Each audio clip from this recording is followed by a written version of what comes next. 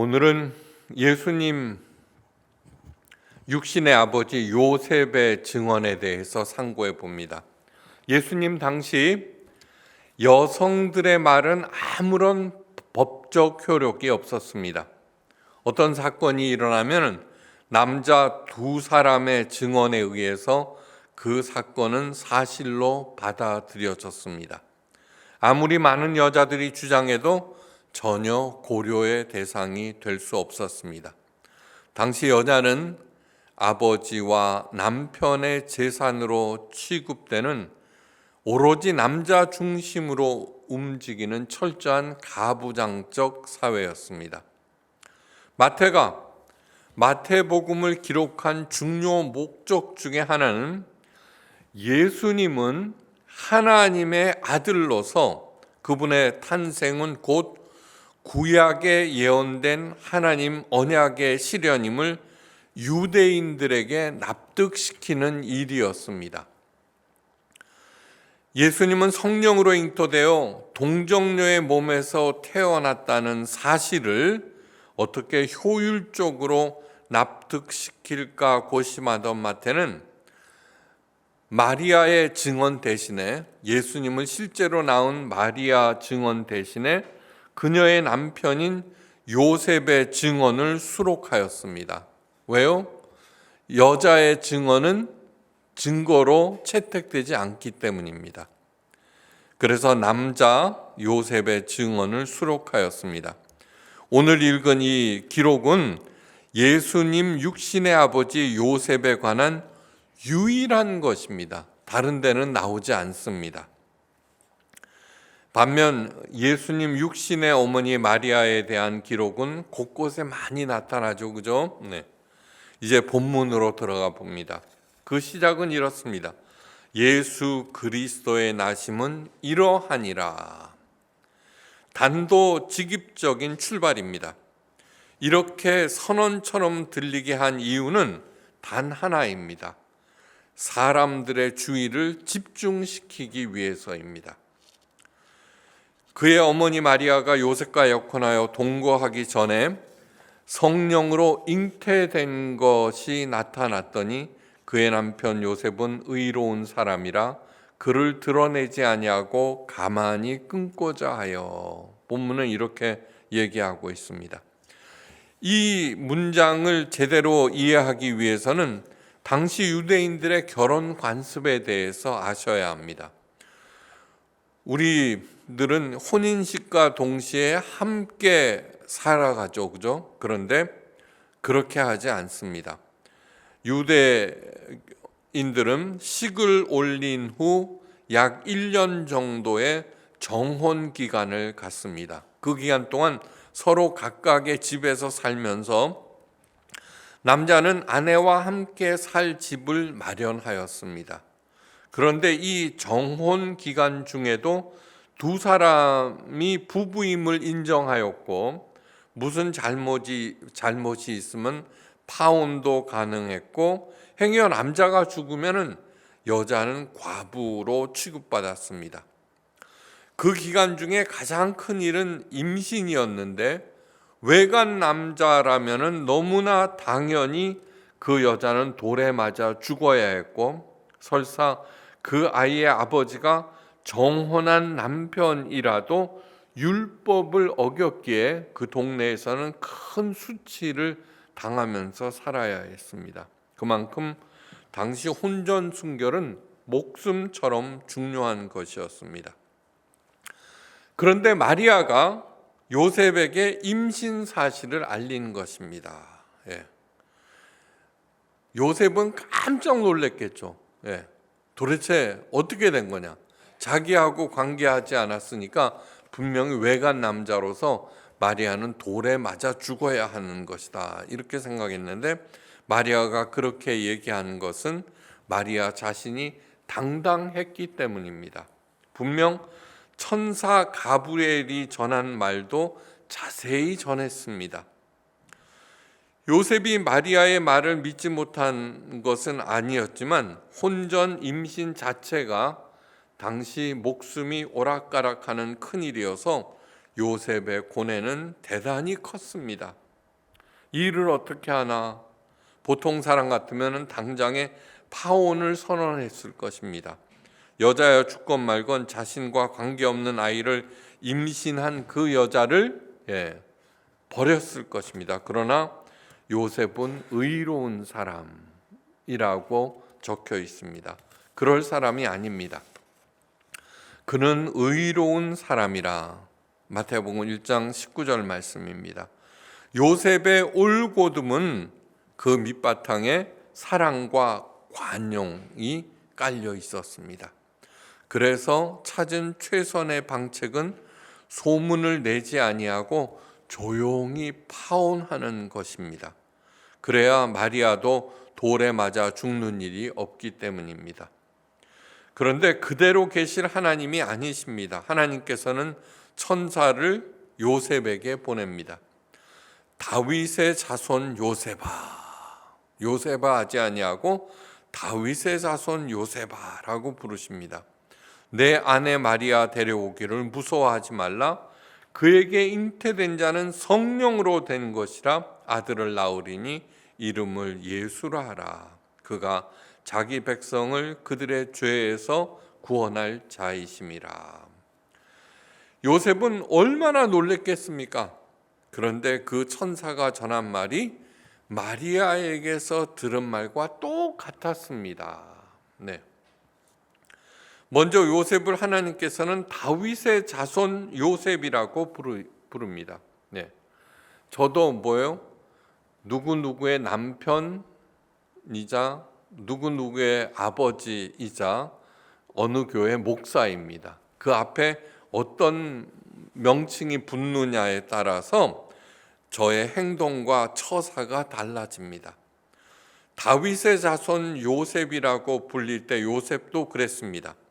그 순간 무엇인지 정확히는 몰라도 다윗과 관련된 생각을 할 준비를 하게 되고 이어지는 메시지를 들으면서 그 말씀의 맥락이 이해가 되고 결론에 자연스럽게 동참하게 됩니다.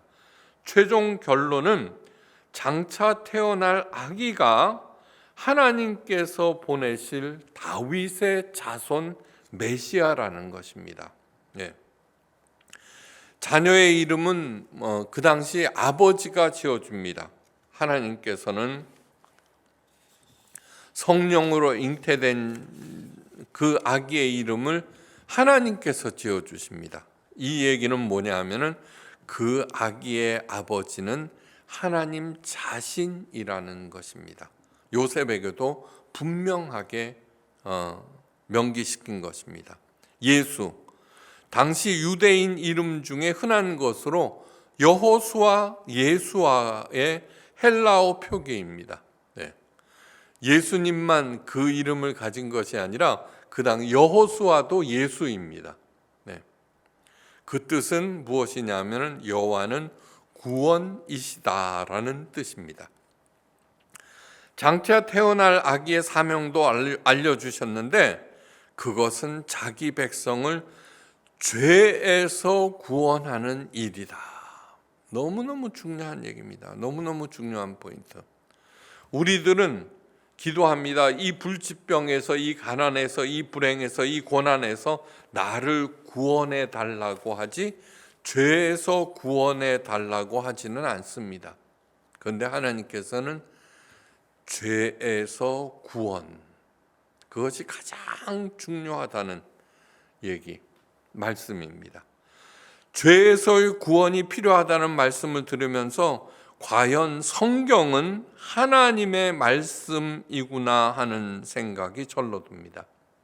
제가 기독교를 믿고 목사가 된 이유는 성경을 읽으면서 하나님만이 하실 수 있는 개념들을 수도 없이 보았기 때문입니다. 이거는 인간의 머리에서는 절대 나올 수 없는 거야. 오직 하나님의 머리에서만 나올 수 있는 것이다 라고 하는 것을 여러 번 보았습니다. 예를 듭니다. 사사라고 하는 거 있죠, 그죠? 사사기도 있죠. 이 사사는 무엇이냐 하면은 통치권도 갖고 있고 모든 그 절대 권력을 가진 존재입니다. 사사. 왕 이전의 제도가 사사입니다. 근데 왕은 세습이 되죠. 근데 이 사사는 모든 것을 가진 절대 권력자이지만 세습을 하지 못하게 하셨습니다. 예. 절대 권력을 가졌는데 어떻게 해서든지 자기 자식에게 물려주려는 것이 인간들의 생각이죠? 아니요. 하나님의 머리에서 나온 것입니다. 50년마다 원래 부여받은 땅으로 돌아가는 희년제도. 네. 우리들은 한 번 가지면은 영원히 자자손손 물려주려고 그러는데 아니요. 하나님께서 제정하신 희년제도는 뭐냐 그러면 모든 백성들에게 똑같은 땅을 나눠주고, 그래서는 50년 동안 지나면은 어떻게 돼요? 어떤 사람은 똑똑해서 더 많은 땅을, 어떤 사람은 가진 것조차 다 잃어버리는 그런 차별이지만 50년만 되면, 희년만 되면 어떻게 되냐 그러면 다시 원래 땅으로 다 돌아가게 하셨습니다. 하나님의 머리에서 나온 것입니다. 전쟁의 승리로 얻은 전리품 중 말의 힘줄을 끊고 당시 최강력 무기인 전차를 불태우라는 삼중살의 명령. 네. 모든 것을 독점하려는 인간의 머리에서는 절대로 나올 수 없는 것입니다. 절대로 나올 수 없습니다. 그런데 하나님의 명령입니다. 왜요? 말의 힘줄? 예. 눈에 보이는 것에 의지하지 말라는 얘기입니다. 네. 자, 사람들이 왜 종교를 믿죠? 수많은 종교들이 있습니다. 그것은 한결같이 무병장수 만사형통을 위한 것입니다. 그런데 하나님께서는 그 모든 것보다 죄에서의 구원과 해방이 가장 중요하다고 말씀하십니다. 하나님의 머리에서 나온 것입니다. 우리가 믿고 있는 기독교, 하나님의 말씀 성경책을 주신 것은 은혜 중에 은혜요, 복 중에 복입니다. 네. 창조 당시 세상은 하나님이 보시기에 좋았고 인간은 가장 그 중에 최고였습니다. 보시기에 심히 좋았더라라고 하셨습니다. 그런데 탐욕으로 사탄의 꼬임에 넘어가자, 죄가 사람 안에서 들어오자 모든 것이 더러워지기 시작하였습니다. 선악을 알게 하는 나무의 실과를 보면서 하나님이 먹지 말라 하시더냐? 아니다. 네, 저것을 먹는 날에는 하나님처럼 눈이 밝아질 것이다 라고 하는 사탄의 꼬임에 이브가 그것을 홀라당 따먹죠. 그죠? 그리고 자기 남편에게도 주어서, 예, 그러자 사람 안으로 죄가 들어옵니다. 수억 명의 감염자와 수십만 명의 사망자와 경제 파탄을 가져왔던 이 코로나 사태도 사탄의 짓이 아니라 우리 인간들의 탐욕이 불러온 재앙입니다. 기후위기도 마찬가지죠. 그죠? 네. 죄는 헬라어로 하마르티아라고 합니다. 하마르티아. 그런데 이 죄는 하마르티아라고 하는 뜻은 무엇이냐면은 관역에서 빗나가다라는 뜻입니다. 뭐 나쁜 짓 하고 그러는 것이 아니라 원래 뜻은 관역에서 빗나가다. 예. 우리들이 향해야 하는 관역은 뭐예요? 하나님과 그분의 뜻입니다. 내 삶이 하나님과 하나님의 뜻에 향하지 않을 때 무슨 일을 하든 죄가 된다는 것입니다. 네. 유대교와 이슬람교와 기독교는 한 뿌리에서 나왔습니다. 예, 우리는 이슬람은 알라를 믿고 우리들은 여호와를 믿는다라고 하는데 아니요. 알라나 여호와나 이스라엘 같은 존재입니다.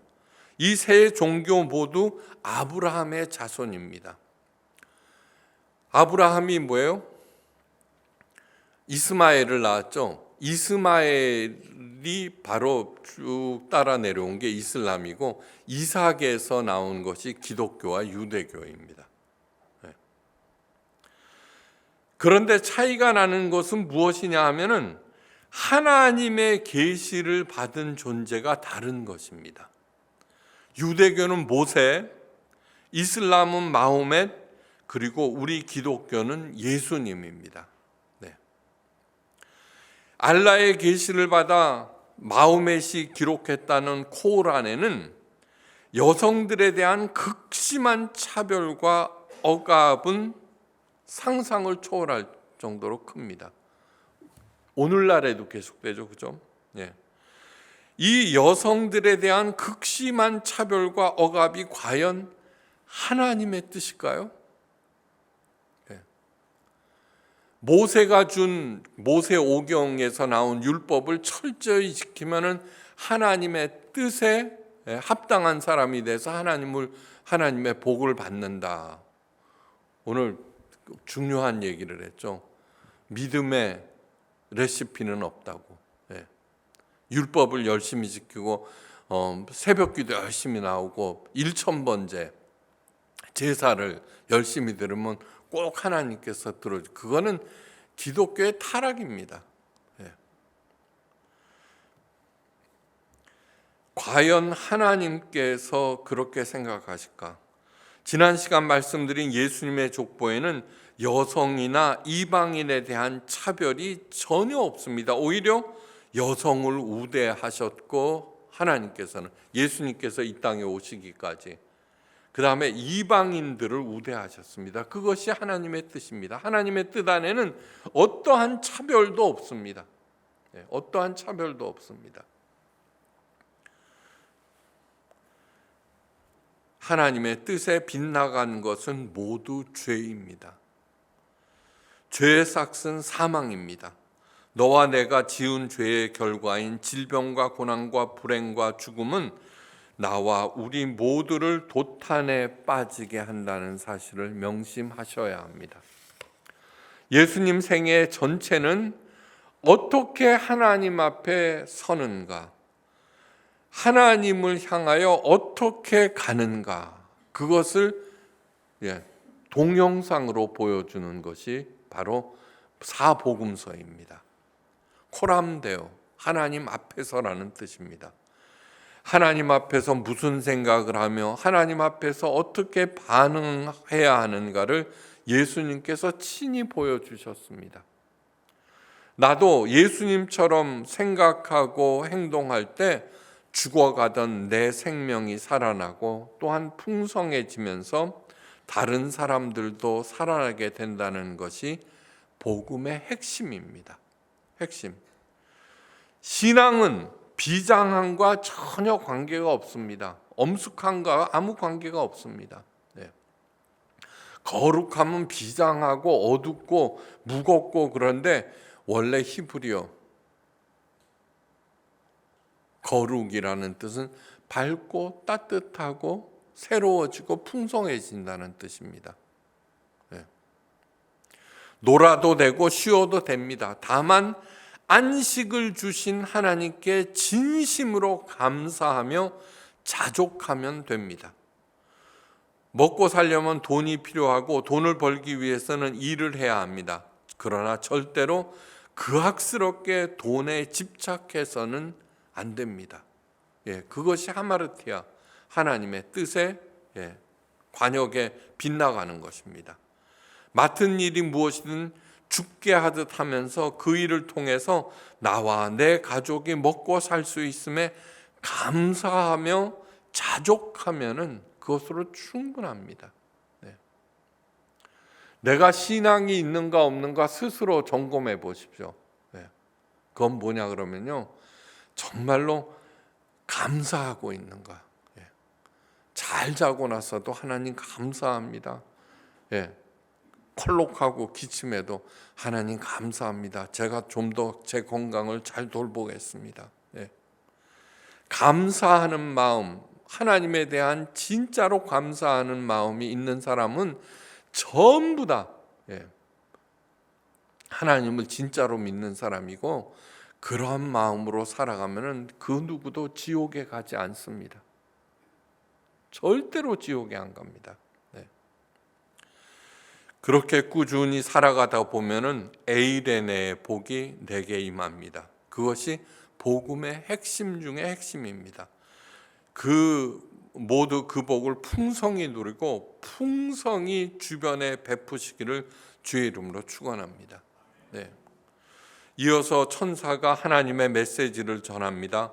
이 모든 일이 된 것은 주께서 선지자로 하신 말씀을 이루려 하심이라.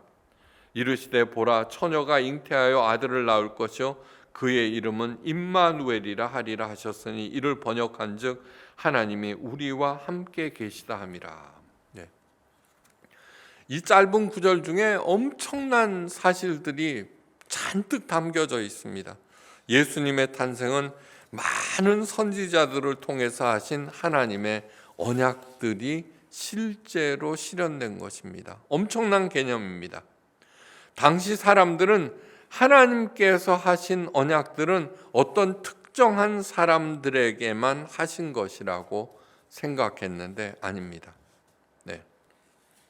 마태는 우선 그 메시아의 언약, 하나님께서 도탄에 빠진 이스라엘 백성을 구원하기 위해서 메시아를 보내서 최강국 로마를 무너뜨리고 이스라엘을 구원해 주실 것이다라고 하는 그 메시아의 언약에 초점을 맞추어서 예수님이 곧 구원자 메시아임을 증명하고 있습니다. 나아가서 마태복음 전체를 통해서 70번의 구약 말씀을 인용하면서 예수님을 증거하고 있습니다. 유대인들은 구약, 모세, 오경 그것을 달달달 외우고 있거든요. 네. 김건희가 외우고 있는 게 아닙니다. 네. 또 이러면 안 되는가? 네.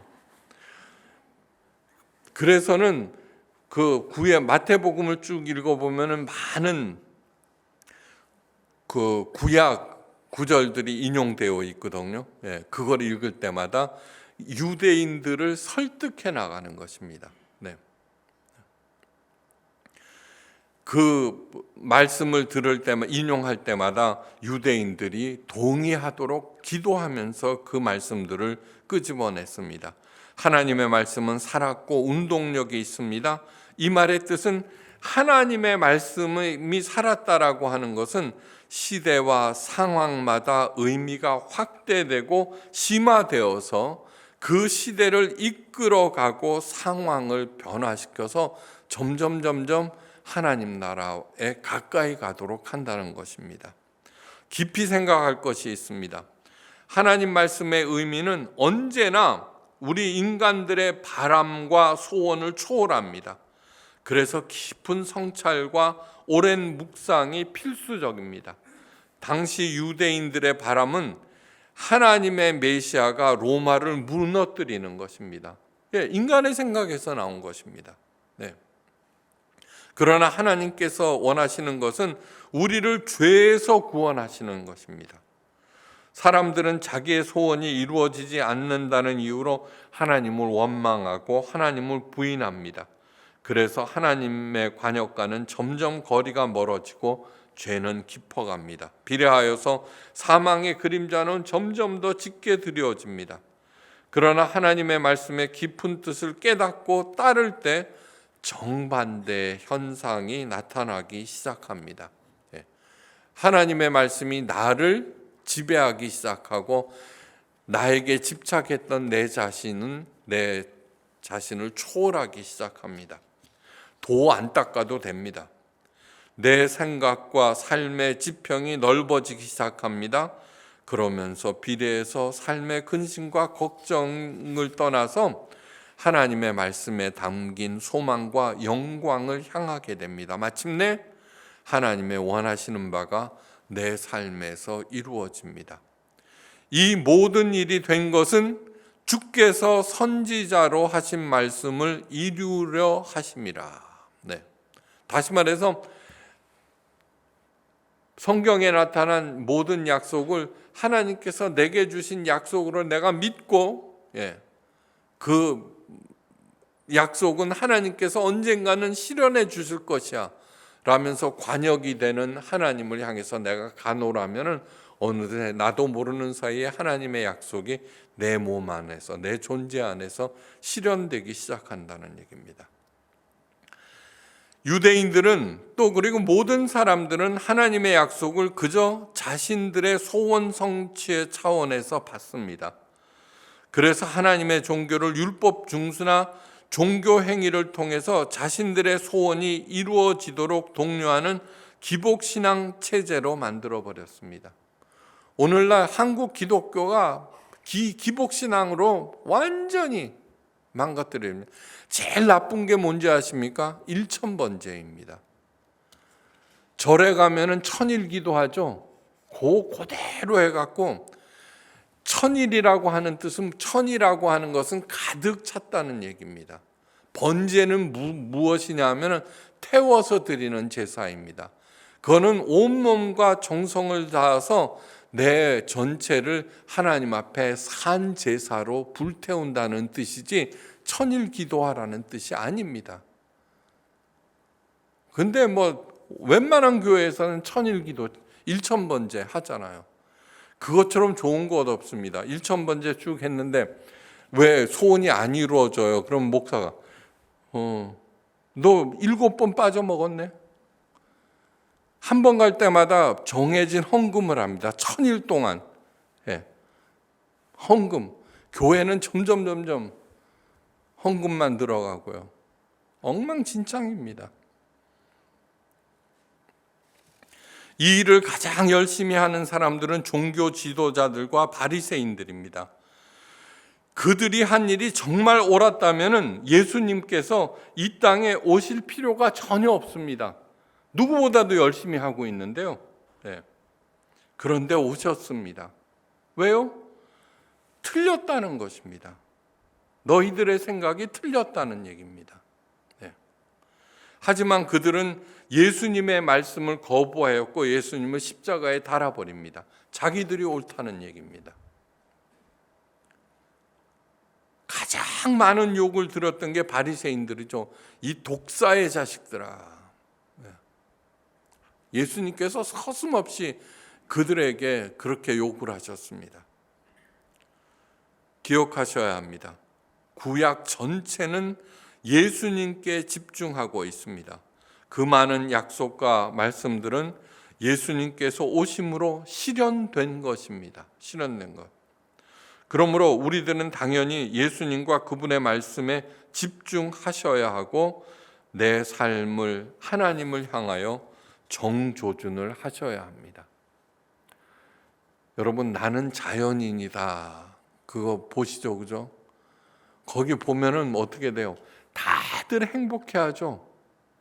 그들이 부자입니까? 아니요. 하나님은 몰라도 자연이 자기에게 베풀어준 치유와 그 다음에 풍성한 그것에 다 감사하고 있습니다. 자연을 누가 만들었어요? 하나님께서요. 하나님께 감사하면서 매일매일 감사하면서 자족하면서 살아가면은요, 누구든지 죄로부터 해방될 수 있고요. 절대로 지옥에 안 갑니다. 이사야서에 뭐라 그래요? 지옥은 어디에 있느냐? 우는 양 같아서 제 길로 가느니라. 아이고, 천국 그딴 게 어디 있어? 부활 그딴 게 어디 있어? 동정녀 탄생 기가 막힌 일이네. 그런 것들로 다 부인하면서 내 길로 갈 때 그 끝은 지옥이라는 얘기입니다. 임마누엘, 하나님께서 나와 함께 하신다는 뜻. 여러분, 이 복음 중에 복음입니다. 모든 종교인들 그 세계 테마 기행을 보십시오. 종교, 제발 하나님 나 여기 있어요. 나 좀 봐주세요. 부처님 나 여기 있어요. 몸부림치죠. 자기를 봐달라고. 그래서 자기를 이 도탄에서 끄집어내달라고 몸부림칩니다. 별일을 다 하죠, 그죠? 그런데 하나님께서 임마누엘 하나님, 이미 하나님께서는 나와 함께 하신다는 얘기입니다. 보여줘? 아니요. 성령으로 내 안에 이미 와 계신데 그것을 인정하셔야 된다는 얘기입니다. 너무너무 당연한 얘기입니다. 예수님들은 야, 너 저거 신우인 위에서 대신 십자가에 매달려. 그런 정도로 하나님께서는 언제 오냐 그러면 죄, 가난, 전쟁 이 모든 것들이 인간의 탐욕의 결과이거든요. 내가 거기에 빠져 있을 때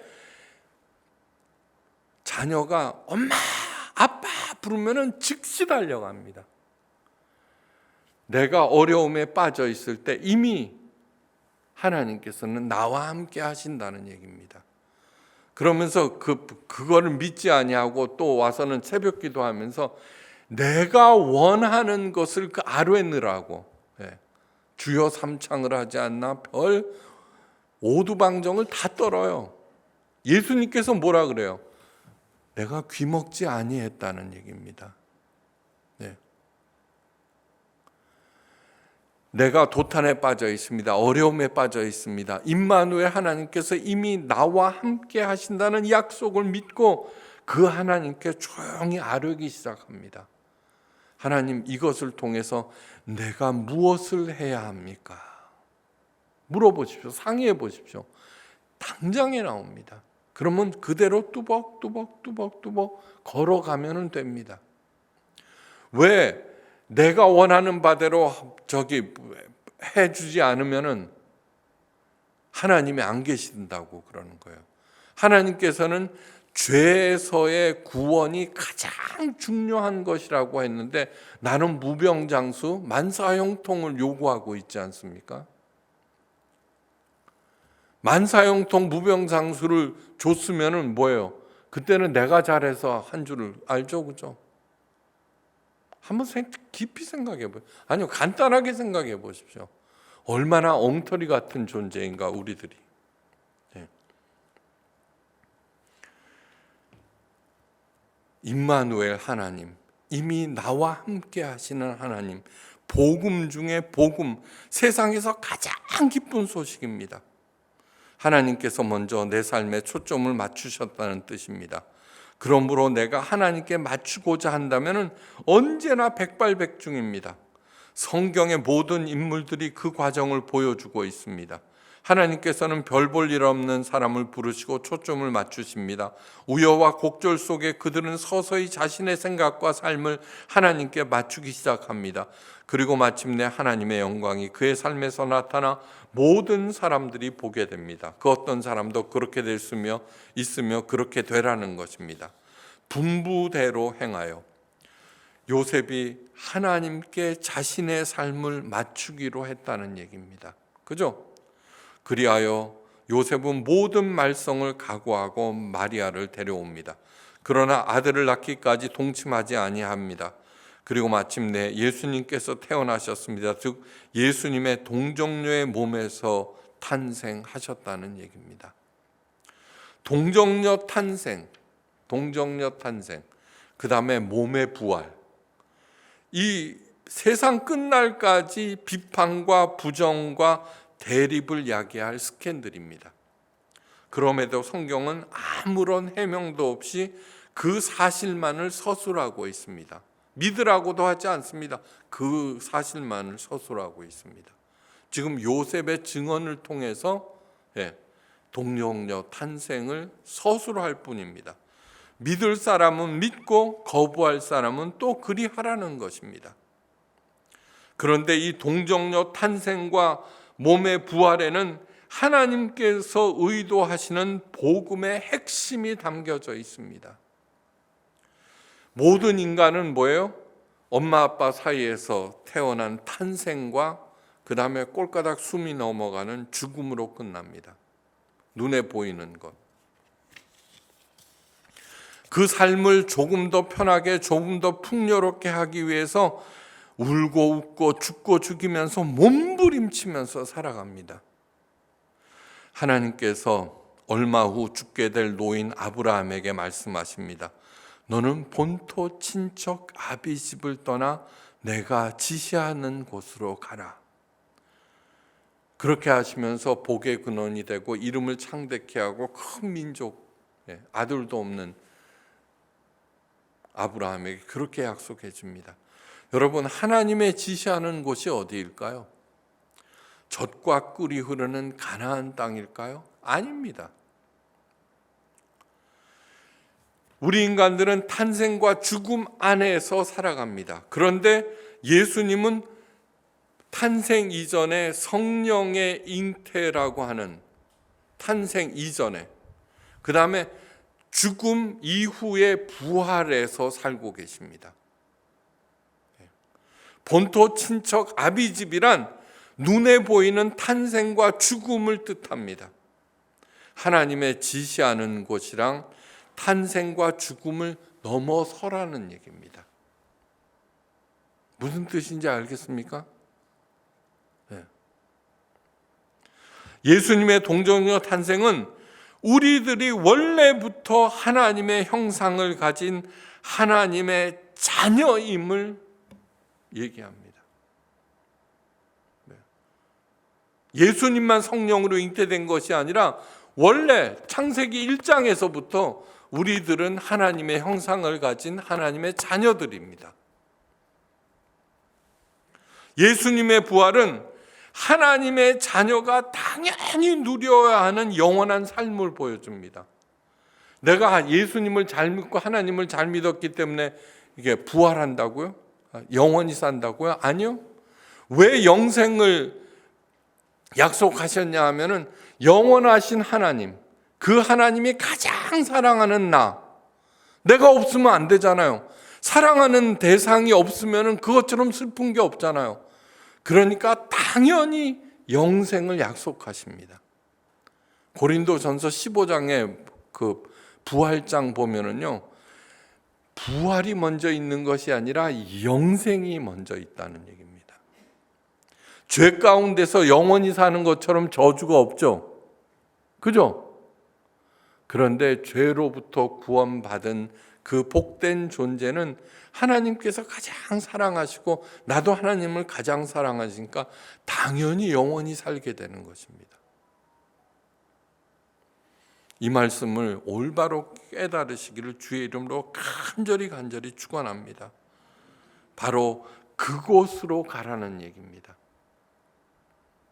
탄생과 죽음 너머의 세계, 본토 친척 아비집을 강화하는 헛된 몸부림, 거기에서 더해지는 죄의 짐과 죽음의 그림자에서 벗어나서 하나님의 자녀로서 당연히 누려야 할 이 땅에서의 자유와 행복과 앞으로 하나님과 더불어 누릴 영생 복락을 위해 사시기를 주의 이름으로 축원합니다. 기도하십니다. 본토 친척 아비집을 강화하는 일, 헛된 몸부림에서 벗어나게 하심을 감사합니다. 탄생 이전에 이미 성령으로 잉태함, 우리들은 하나님의 형상으로 지음받은 하나님께서 가장 사랑하는 존재임을, 그래서 육신의 죽음 너머에 계신 하나님 아버지와 더불어 누리는 영생 복락을 위하여 오늘도 열심히 하나님을 사랑하며 하나님의 뜻에 합당한 삶을 살게 하옵소서.